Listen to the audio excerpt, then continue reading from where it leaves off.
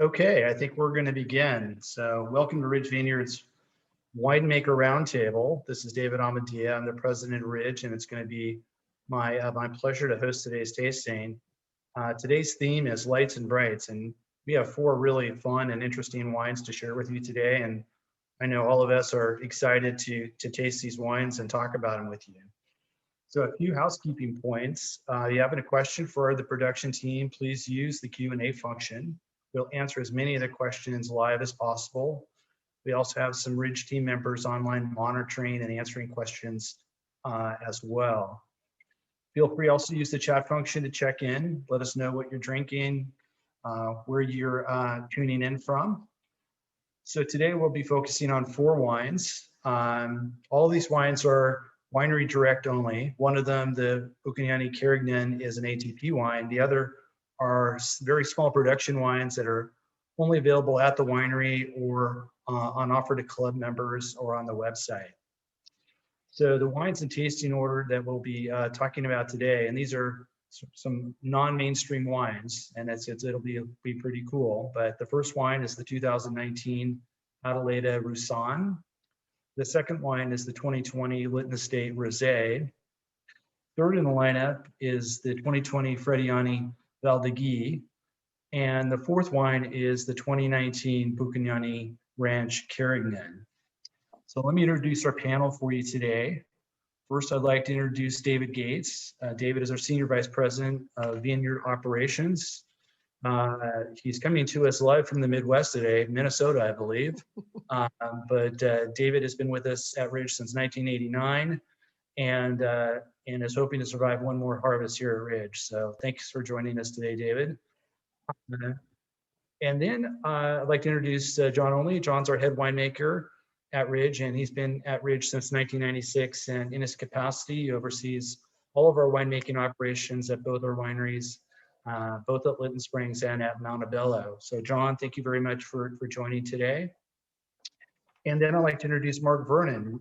Mark is our CEO. He's been at Ridge since 1998 and oversees all the operations at Ridge, including all of our production, our winemaking, and our vineyard. So Mark, very glad to have you with us today as well. So let's kick it off and talk about the Roussanne. And maybe David, I'll ask you to talk a little bit about where this grape is sourced from in the Adelaida Hills in the Paso Robles area. Yeah, thank you. This Adelaida vineyard wine comes from the Adelaida Vineyard. It's west of Paso Robles. It's in the Adelaida district in the Paso Robles American viticultural area. And it's beautiful rolling hills. As you get closer to the coast, of course, it gets a little bit cooler. Paso is known as a very warm area, but when you get to Adelaida district, it gets a little bit cooler. So closer to the coast, more rainfall. The hills involved are all limestone derived, and so very chalky soils. That's a great shot of it right there, rolling hills, and it's at elevation. So about 13 or 1400 feet in elevation at the very top of the block. The Roussanne is planted a little bit closer down the slope a little ways, but it's still at about 12 to 1300 feet. This Roussanne is just a little bit of remnant wine that we made. Some of the Roussanne goes into our Grenache Blanc, which we release as a Adelaida Vineyard Grenache Blanc. There's a small amount of Roussanne in that.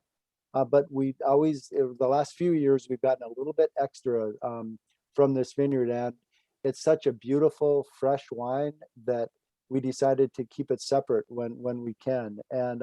And this is the result in 2019. Roussanne is an ancient grape from the southern Rhone. It's grown in probably not a lot of quantity there, but it is one of the main white grapes in Châteauneuf-du-Pape in the southern Rhone. It's known to make a wine that's long aged, long lived, and actually has a bit of tannin for a white wine.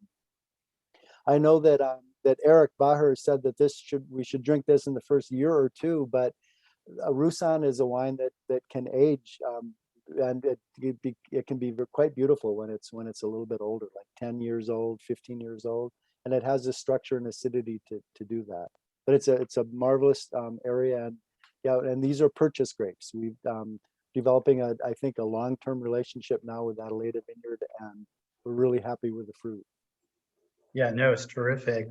John, maybe you want to sort of build on what David was talking about, the grape is native to the Rhone, and, how it's grown there in the Rhone. Is it used on its own? Is it blended? And, sort of what are the characteristics of Roussanne in the Rhone? Yeah, it's interesting. So Roussanne is one of the white grapes of the Rhone. It's grown probably just as much, if not more, in the northern Rhone, where it goes into wines like Hermitage Blanc and also Gros Hermitage and some Saint Joseph. The two primary white varietals in that area are Roussanne and Marsanne. And what's interesting is that over the decades and decades and decades, Roussanne has actually fallen out of favor amongst grape growers in the Rhone, primarily because it's a difficult grape to grow in conditions that are where there's a lot of mildew pressure. And here in California, where we have a much drier climate, it's actually easier to grow.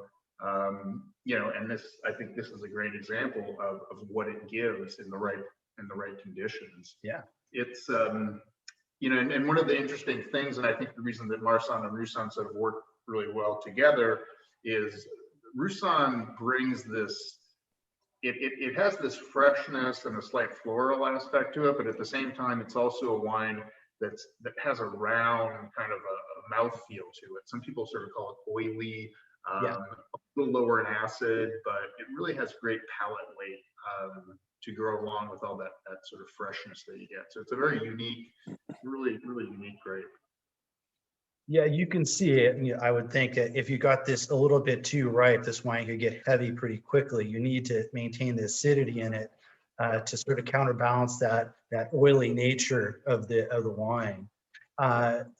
Mark, maybe you want to talk a little bit about our relationship with Adelaida Hills and how we kind of discovered them, and sure, and why we made the decision after all these years to introduce a new white wine to the market with the Grenache Blanc too.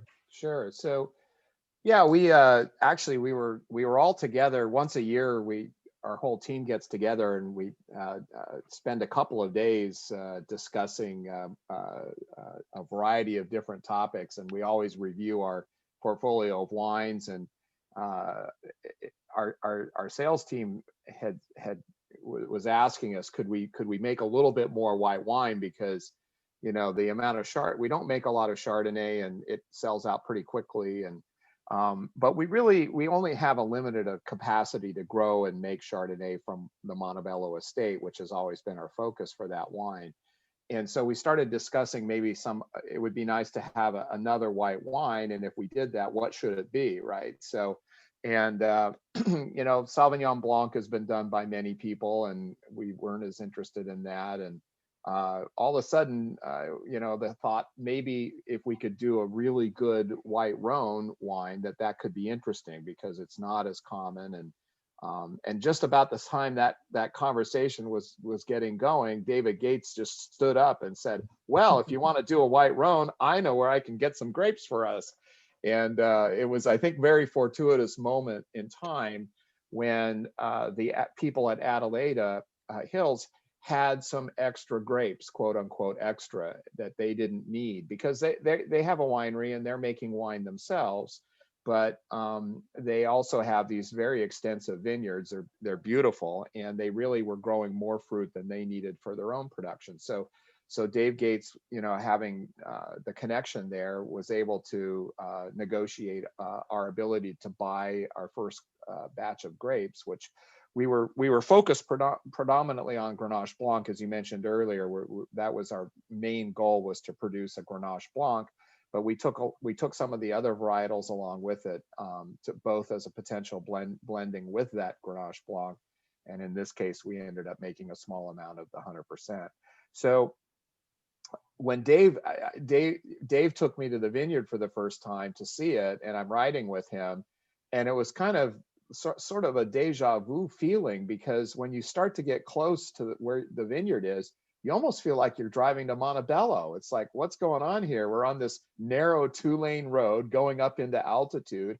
And I'm looking over and I said, Dave, is that limestone? And he says, oh yeah, it is. There's big limestone outcropping that you can see on the way there. So, as we've discussed how interesting and unique Montebello's terroir is, and especially what the limestone can bring to it, here we were driving up to this vineyard in a hilly, location closer to the ocean with some limestone, and it's like, that's pretty interesting. So, and as a result, we made those first wines, and I think we were really pleased with the results. And fortunately, after that, we were able to then work with the owners and the managers at Adelaida. And at the beginning, we thought maybe this was just going to be a one-off deal, and they were going to need the grapes going forward. But we've been able to work out a relationship and an arrangement with them, which will allow us to have fruit for a number of years into the future. In fact, they're in the process of planting some additional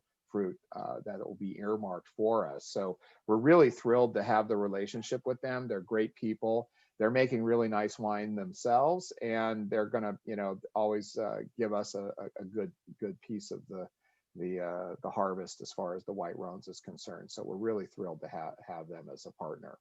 Yeah, absolutely. The experience has been very positive so far.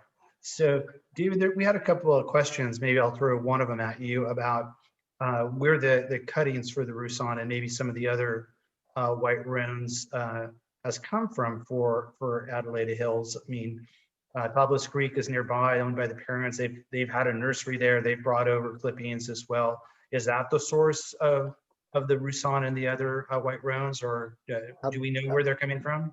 Absolutely, no, 100%. It comes from Tablas Creek. One thing that the partners at Tablas Creek decided to do early on was import all of the 13 varieties of grapes and plus a couple others that they actually grow at Beaucastel, because Chateau Beaucastel in Châteauneuf-du-Pape is one of the partners of Tablas Creek.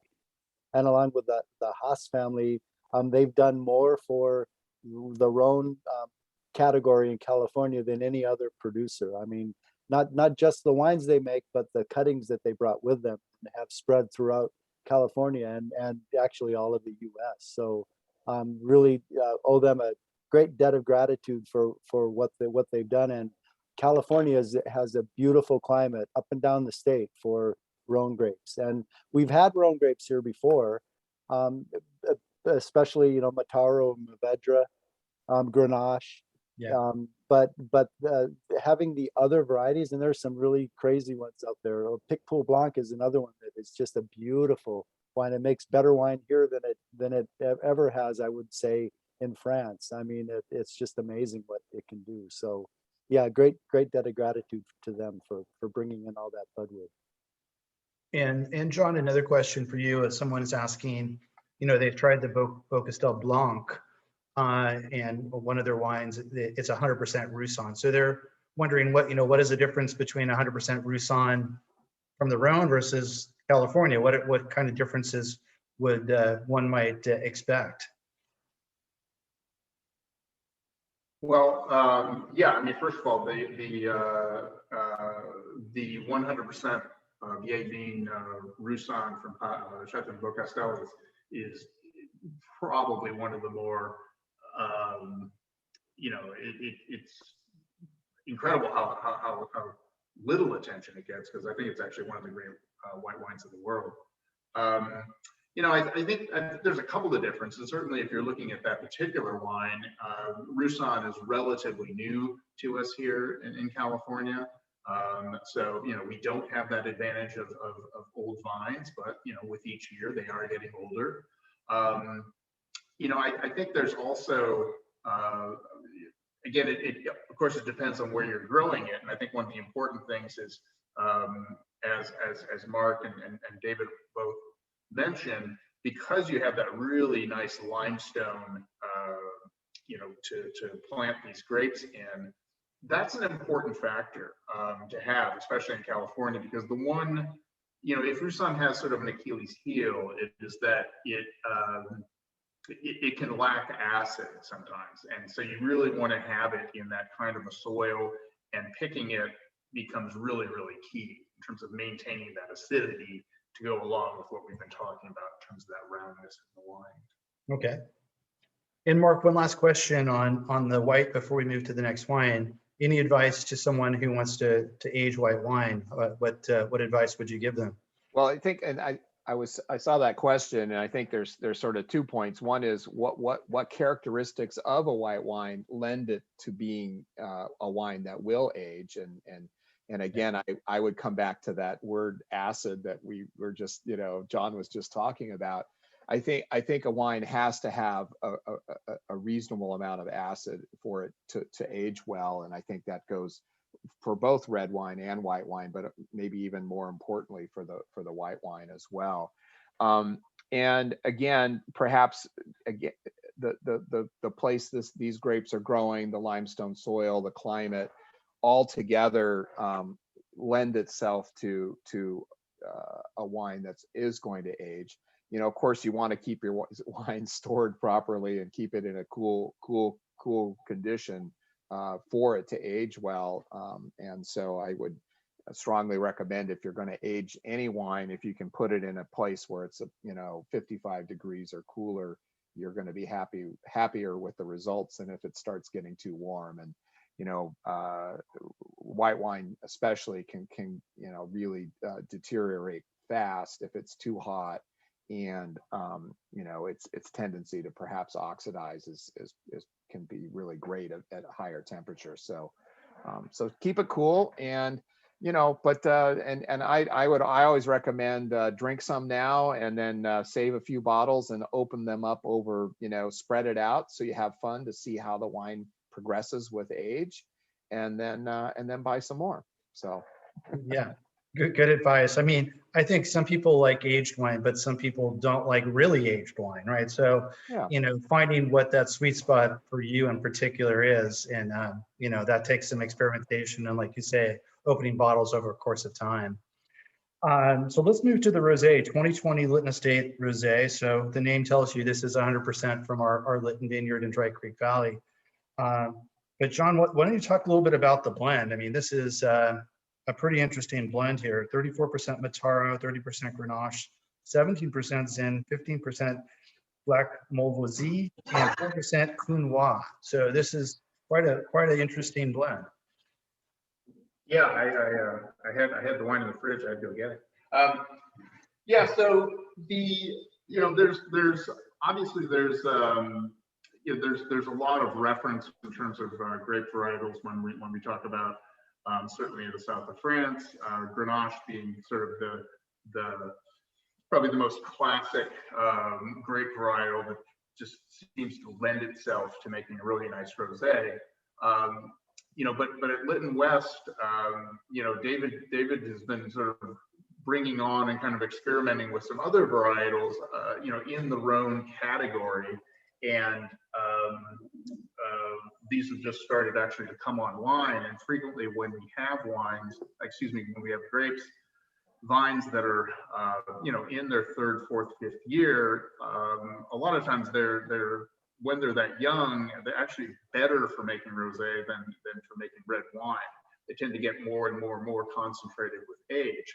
So we've taken that the timing of that to take advantage of some of these grapes. So you see things like Clunoise, the varietal on there called Black Malvoisie is actually what in France is called Cinsault, and took the name here. I don't know, maybe David knows some of the history because it is an interesting name. I don't know where it came from, but that's the name of the grape here. But what they all have in common basically is relatively lower color in terms of what's in the skins.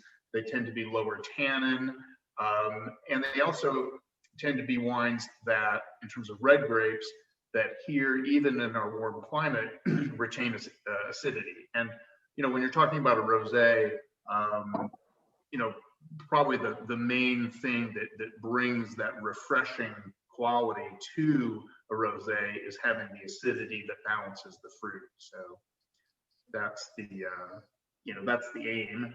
But yeah, David, I mean, maybe you want to say a few things about the grapes, because it is an interesting lineup. Yeah, it's really fun, and we actually have planted some of the Cinsault and some of the Counoise specifically for rosé, and we have a new block of Grenache that for the kind of like the very south of France in Bordeaux, the first 10 or 12 years, the grapes only go to rosé. We're doing the same thing with some Mataro blocks and Grenache. So it's fun for us.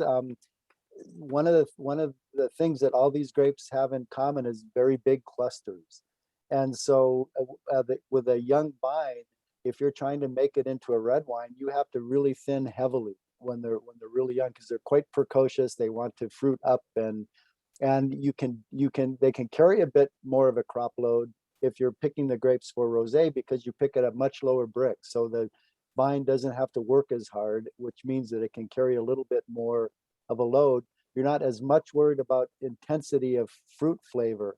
And so it works out pretty well. You still have to very much watch them so that you don't overcrop them, because you can easily do that.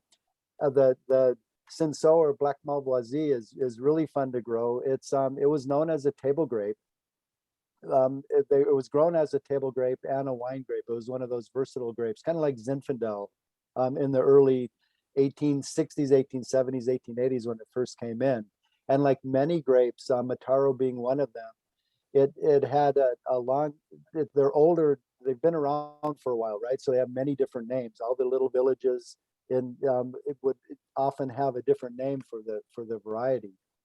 It's a delicious grape when it gets just ripe after it's turned color, and it's maybe 21, 22 bricks. Like you would take a table grape today and eat it at 18 to 20 bricks.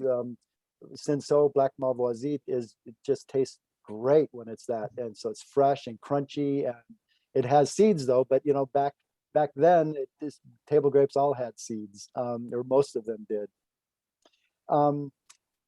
So what I really like about it is the clusters are loose, and it as it gets ripe, it's very resistant to rot. And so I'm trying to think of when Mataro came into California early on, and it was known as Mataro. We, as kind of an homage to the early days of California viticulture, we still call it Mataro, which is why John calls Black Malvoisie or Cinsault calls it Black Malvoisie in the label.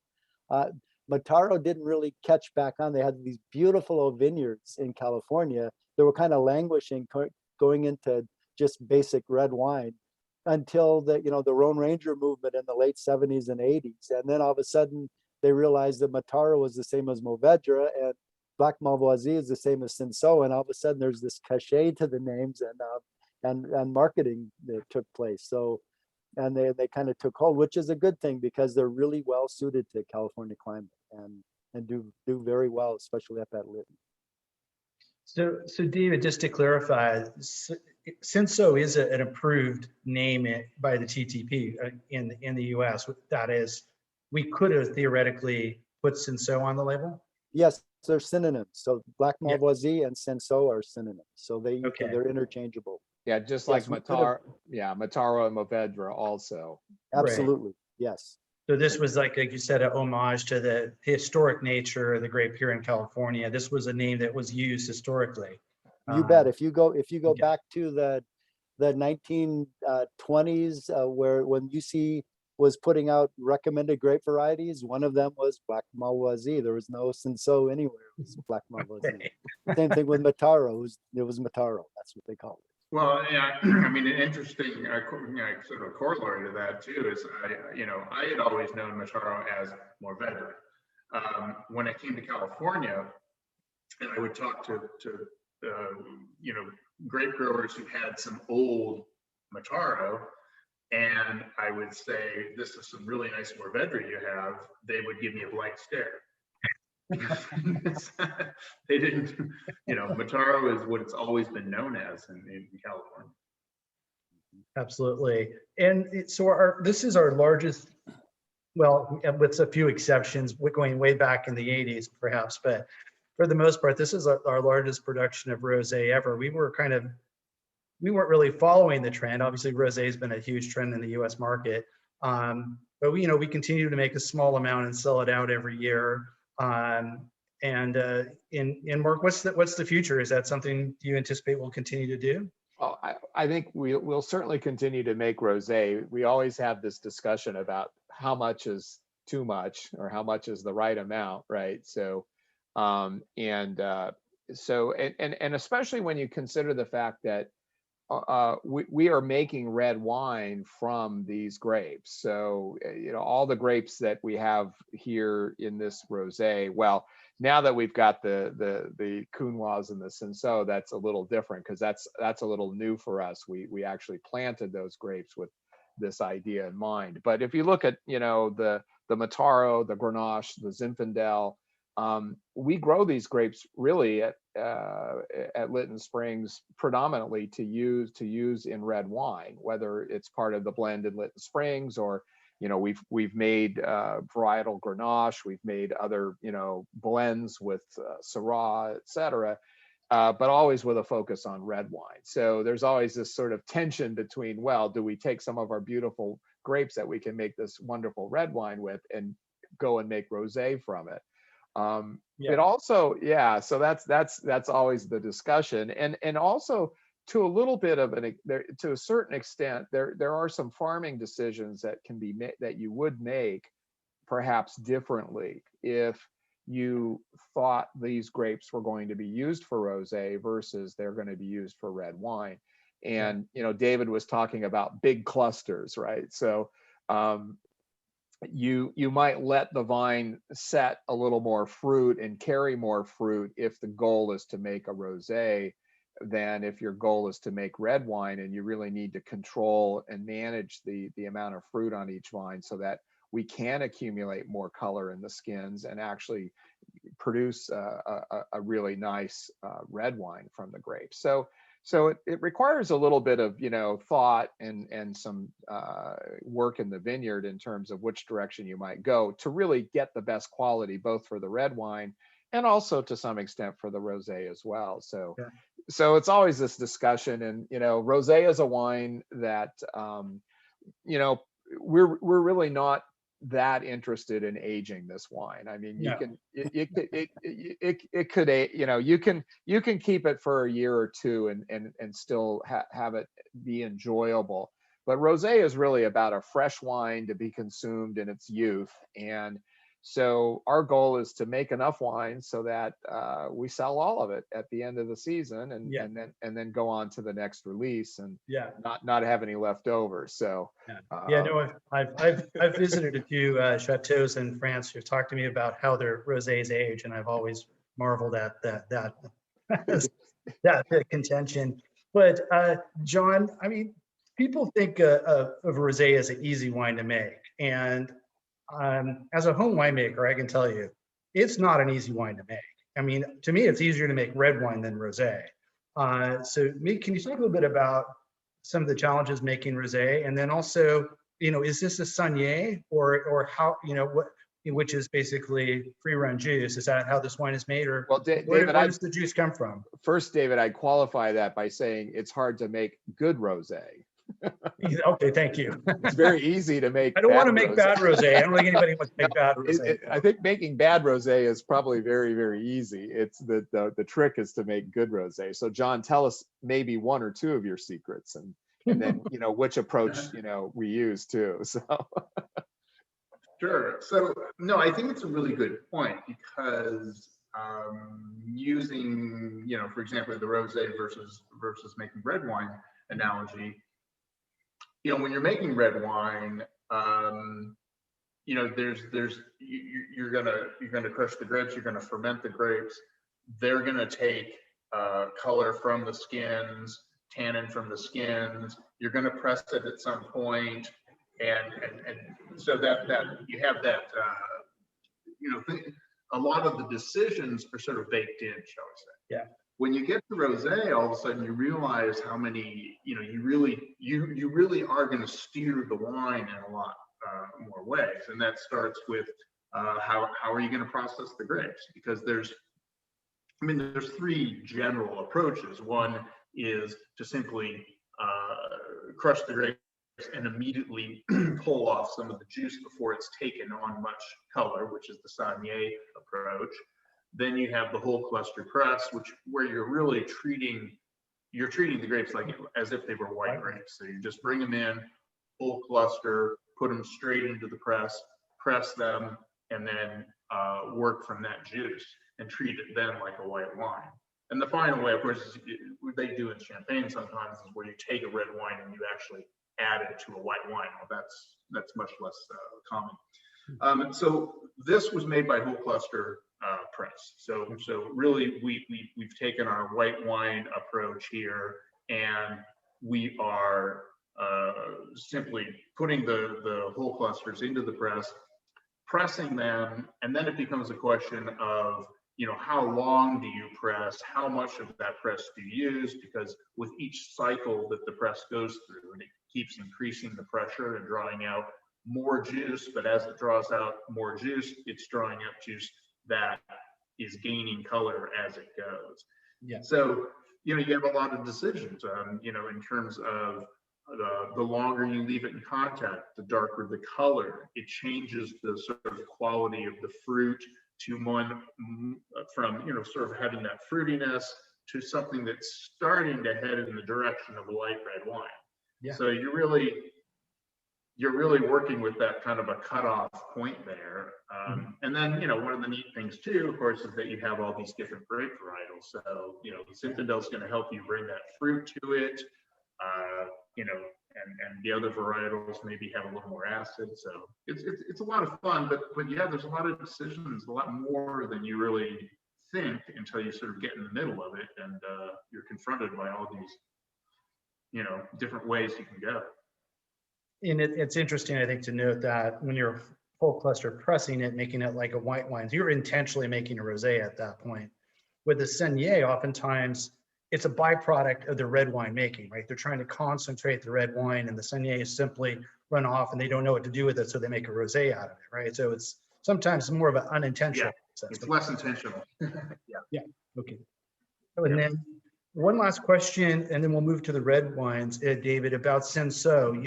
Are these young vines that eventually we intend to go into a red wine at this point?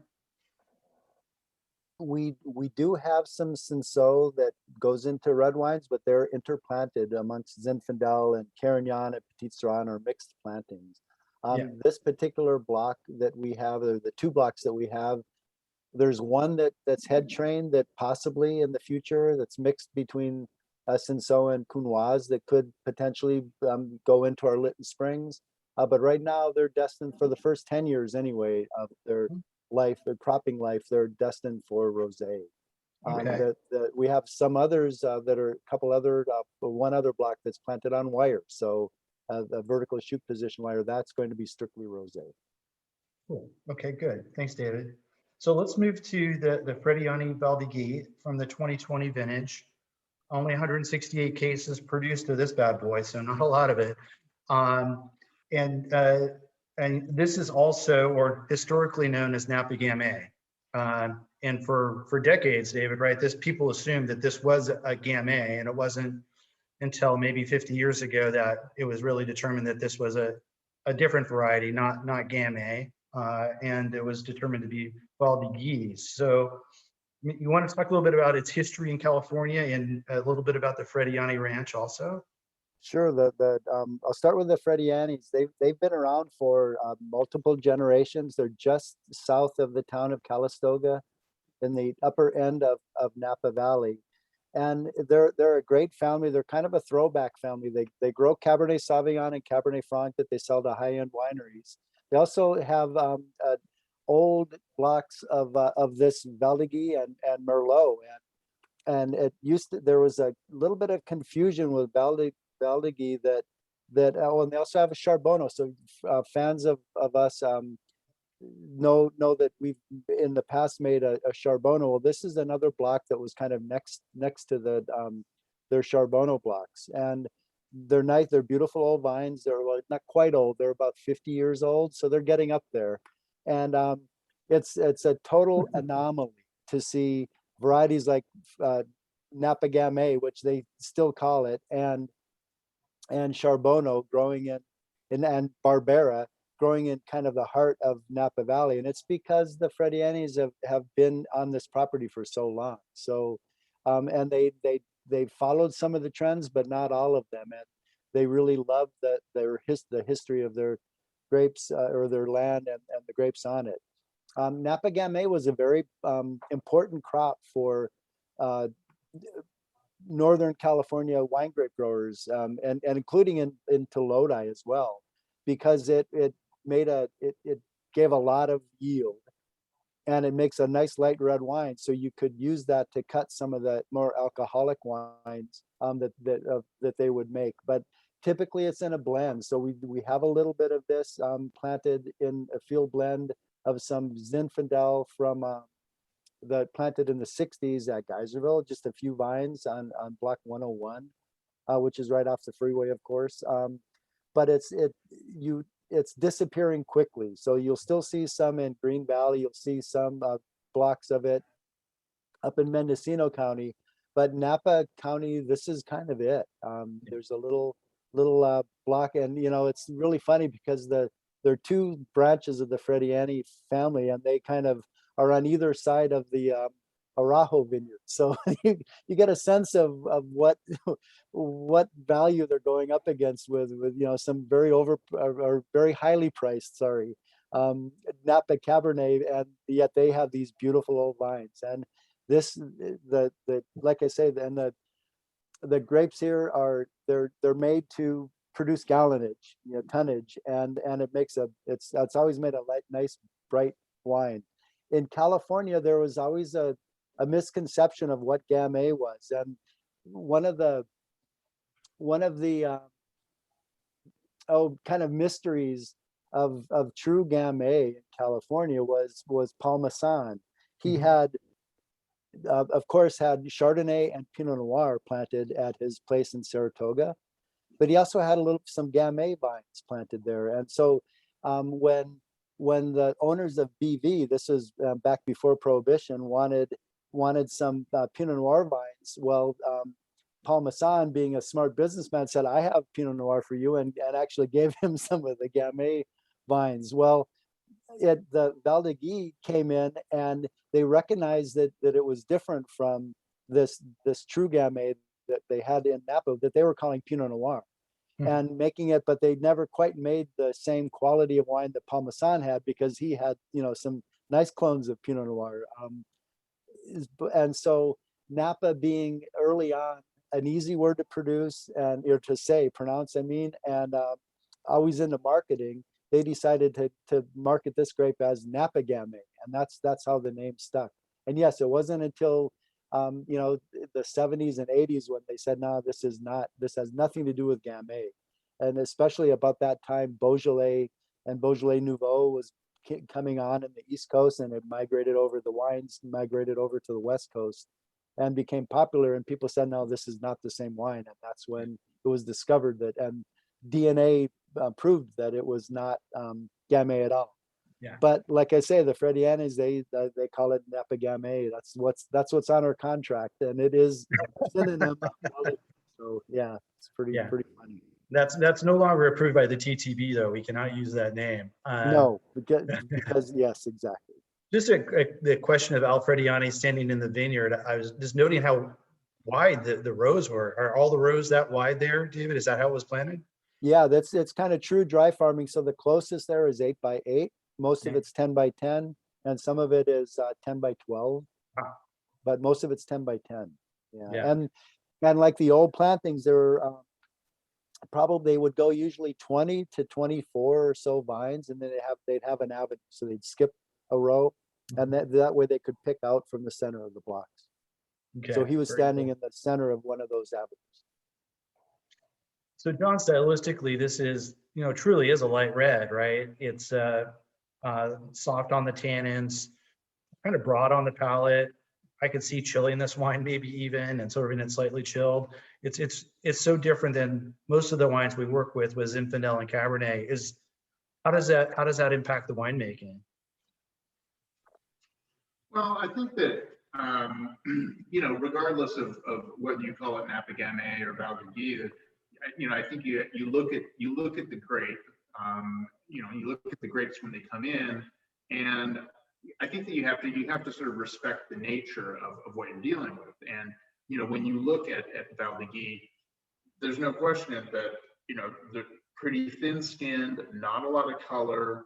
So if you're going to crush the grapes and you're going to macerate them, for a week, for 2 weeks, for 3 weeks, because you're really, really, really trying to pull out and make this big, full-bodied red, you're swimming upriver, and it's easier to say, well, you know what, the characteristics of this grape varietal lend themselves more to making a light red wine, a wine that where you highlight the fruit that it inherently has, which is, for me, it's kind of interesting, because granted, in terms of DNA, Gamay and Valdiguié are not the same, but I do find some characteristics that are similar, and that's one of the reasons that I was tempted to sort of use an approach in making the wine, which is most championed in the Beaujolais area, which is to take the grapes and instead of crushing them, instead of destemming them, simply to put them into a fermentation vat, let them sit there with the lid covered, and it takes a while, but very, very, very slowly they start to ferment. But instead of fermenting in contact with, in other words, aerobically in contact with oxygen, it's an anaerobic fermentation that actually happens inside of the grape. And it gives you a much, much different texture and aroma and flavor profile, which certainly is more towards the fruitier spectrum, and the tannins are, much, much, much softer. And if we were going to try this side by side with the true Gamay John, to me this is a little bit more black cherry, darker fruit. Where would the Gamay be on the spectrum be, and what would the differences be? For me, I agree. I think Gamay, certainly when talking about Beaujolais, really is sort of that red strawberry kind of fruit. Yeah. And it also, I always find sort of like almost a floral kind of a aroma in there as well. Whereas, Napa Gamay, a little more towards the darker spectrum, and there's something, for lack of a better word, there's like this earthiness to it, which so you have that fruit, but you also have this earthiness, which I think kind of counterbalances that a little bit. Yeah. Mark, I'm going to throw you the food question. What would you pair this with? I mean, I've got a lot of ideas, but I'm curious to see what you would want to pair this with. Yeah, I'm not having something come to my mind immediately, other than to say it is lighter wine, so you want to be a little bit careful that whatever you're going to have with it isn't going to just completely overwhelm this wine. So I'm certainly thinking that it's going to be interesting to have something, again, a little bit on the lighter side, kind of the opposite of the food we recommend for things like Zinfandel, where it can stand up to heavy spice or, barbecue or that kind of thing. So I think this is going to be more in the line with, I could easily imagine drinking this with certain fish and seafood dishes that you might not otherwise think about red wine. Sometimes, people will enjoy certain Pinot Noirs with fish and seafood. I think this Valdegee could pair nicely in that regard. Again, other lighter, chicken dishes that are not heavily spiced, I think could be enjoyable as well. But Go ahead. You've got some thoughts too, David. Well, I was just thinking about lunch yesterday. I think I'd like to go to Pizza Gisio's meat shop and have them put together a charcuterie plate and just with some cheese and meat and just go to town with this wine. I don't know. Keep Yeah, it simple. yeah. Sign me up. Sign me up. Yeah. We just had that lunch yesterday. I think we need to repeat it with John and Dave and pull out this Valdegee. That'd be perfect. Well, good. I think, let me see if there's any last questions on this before we move to our fourth wine. And John, you were basically describing carbonic maceration in the winemaking. Isn't that correct? Yeah. Correct, yeah. All right. So yeah, let's move to our last wine, which is the Buchignani Carignane from the 19 vintage. And David, maybe you can kick it off. And this is a vineyard we've been working with for a long time. And we have some beautiful old vines here up in just north of our winery at Lytton Springs. Yeah, Stan Buchignani. We've been working with his D&D ranch since 1989, or sorry, 1999 was our first vintage. Stan is a sweetheart, a big gruff old guy. He's third generation and on his ranch. His grandfather, his uncle, and his dad planted out the ranch starting in the 20s and going through finishing off the last planting in the 50s. Although Stan did plant a little block of Young's, we call it, about 15 years ago. We've been making this wine, as they say. This is our 21st vintage, the 2019. It is an absolutely amazing place for Carignane. Not only are the vines old on a hillside, but the soils are kind of perfect for Carignane. They've been farmed long enough so that they're slightly depleted, so the vines struggle a little bit. So the clusters, while large, which Carignane has large clusters, the berries are typically quite small, loose clusters, and it's a beautiful grape for this climate. So it gets quite hot there. It gets a little bit more rain at up in the upper Alexander Valley than we get at Lytton Springs typically. You can see the red soils on the slopes. It's all kind of hillside planted, and Carignane loves that heat. It just ticks along and gets ripe. As John says, it's just slow and steady as it ripens up, as opposed to Zinfandel is a little more mercurial. We do a Zinfandel from this ranch too, and I swear the Carignane will outlive the Zinfandel on this ranch any vintage, even the cool vintages. As a consequence, our Carignane is 100% Carignane. Our Zinfandel Buchignani ranch typically has a nice slug, 15, 20% Carignane in it to help lift the palate on the Zin. Here, this is a great example of the vines and the way Stan farms the vineyard. See the rows that go between the vines, the avenue, that's called an avenue of, and see the little kind of horizontal track marks down the rows. So he's got this really cool little Italian tractor that's super narrow and super dangerous to turn because it's so narrow. It can spin around in a heartbeat. So Stan's the only one that drives that. He had put his son on it, but his son was a bit of a hot rodder, and so he had to take him off of it because he wasn't slowing down to make the corners. But that's Stan. He's still doing the farming. He's slowing down a little bit, and his son is too busy in construction really to do the farming. So one of our hopes down the road is that we would eventually lease this ranch because we've worked with it for so long and we love the fruit from it so much. And Stan has done a great job of like the Pagani family is another one, or the Trentadue family that we've worked with for years. They've done a great job of keeping it in his family and keeping it in vines instead of turning it into houses and stuff. So it's great. The last thing that I think is kind of unique about the Buchignani Ranch is it's the headwaters of Borelli Creek. So there's a spring that comes out of the mountainside that Stan owns, that feeds a reservoir that turns into Borelli Creek, which feeds down into the Russian River, and it's a magical place. Really, really pretty up there.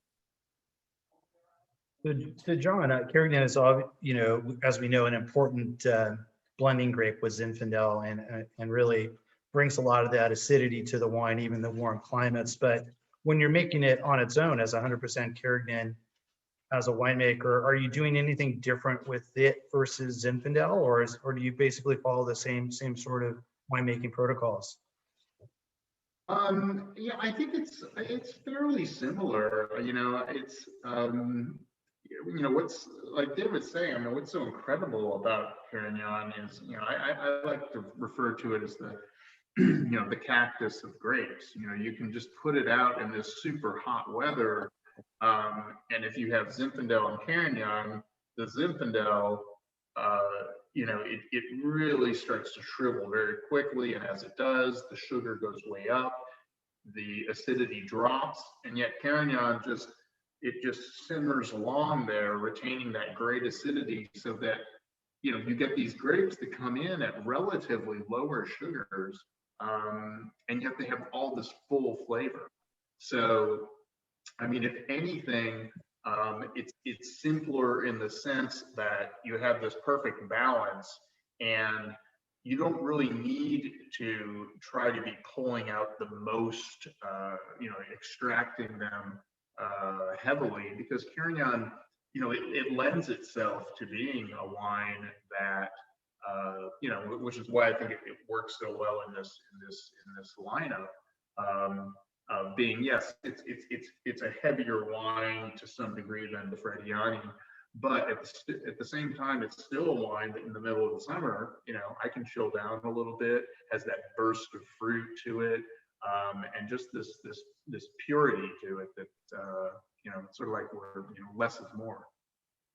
Absolutely. To me, it's always a wine that invites a second glass. That acidity. It's mouth-watering. You're ready for that second glass when you're done. It's a very appetizing wine. Buchignani is an important ranch we work with, Mark. But I mean, we have all these great relationships. Decade-long relationships with growers at Pagani and Mazzoni, and maybe you want to talk a little bit about those relationships and how they're important to Ridge and what role they play in our portfolio. Yeah, no, I think, that's clearly something that's really important to Ridge is, we looked for special spots where grapes grow, and can produce really unique wines that reflect the terroir or the nature of the place that they're grown. And so you have to have a great site to begin with. That's critical. But then we're looking for people who are going to farm and tend their vineyards in the right way, and who are willing to cooperate with us and work together with us to approach the farming from a perspective of quality and in a direction that's going to work for the way Ridge wants to make wine. And if we can find those relationships, then we want to nurture them and really treasure them and have them go for a long time. I think people are aware that we've been buying grapes from the same vineyard in Paso Robles, since the 1960s. The same can be said with in Geyserville from the Trentadue family. And so, Dave Gates spotted the opportunity for the Buchignani fruit when, they had been selling to Gallo for many, many years. And all of a sudden, Gallo decided to do a little reprioritizing of who they were buying fruit from, and Dave was able to jump in, and the Buchignani family had been very loyal to Gallo, and sold to them for many years, because there were some years when Gallo was the only one buying fruit, no one else was, and they appreciated that from Gallo. But then Dave found out that Gallo was basically paying him Carignan prices for all of his fruit, when there was a good selection of old vine Zinfandel in there. And that really got our attention to see what we could do both with the Zinfandel and then the Carignan. And I think we were actually more interested in the Zin to begin with. But once we made that first vintage of the Carignan, it was like, wow, there's something going on here. This may be a really special location for Carignan. The Zinfandel is good too, but there was just something about the Carignan that it really stood apart from other Carignans that we worked with. So, fortunately, we've been able to really, build on that relationship. In fact, the other funny thing that happened is I ended up buying a piece of property just up the street because, David taken me to see the vineyard. And then as we're driving away, I see this for sale sign, and it's such a beautiful area. I just, I showed it to my wife, and she immediately said, "You have to buy that like right now." So we bought the piece of property back in 1999, and we ended up, liking the area so well that we moved, we actually moved there and built a home there about, 5 or 6 years ago. So, and over the years, I've gotten to know Stan not just as a business partner, but as a neighbor. And so he's, he's quite a character, and I really enjoy the occasional chat with him when he's driving up the road and sees me outside in front of my place. He'll pull over and stop and, use sort of shoot the breeze about what's going on. And, those are just really incredible relationships that we have with, not just Stan Buchignani, but many of our growers as well. And I think it's something that really has served Ridge well over the years, and we hope to continue for many more years into the future as well. So David, relative to Carignane, the wrap on is that it doesn't make good wine until the vines are old. Is that something you believe? Clearly, we're working with old vines, and we have amazing wine in the glass here. Is that the relationship to the old vines, or can you make great wine from Carignane as a young vine? If you have a really good site, you can make great wine from young vines, but it takes a lot more work. It's a lot easier when you have old vines. And there's another wrap on Carignane that it just doesn't make great wine. But yeah, for many years it was the second most planted black grape in the world. I think it slipped down to third now or something, maybe fourth. But it's really a chameleon grape. It's a beautiful supplemental, or not supplemental, I should say. It's a beautiful blending grape.